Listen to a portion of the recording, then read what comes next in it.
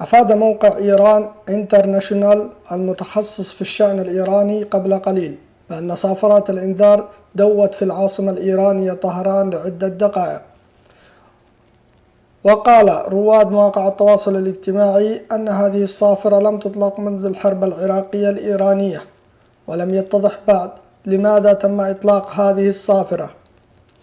وذكرت قناة العربية أن هناك أنباء عن خلل في رحلات مطار الخميني الدولي بطهران، فيما أكدت وسائل إعلام إيرانية سماع صوت صافرات إنذار دون مزيد من التفاصيل.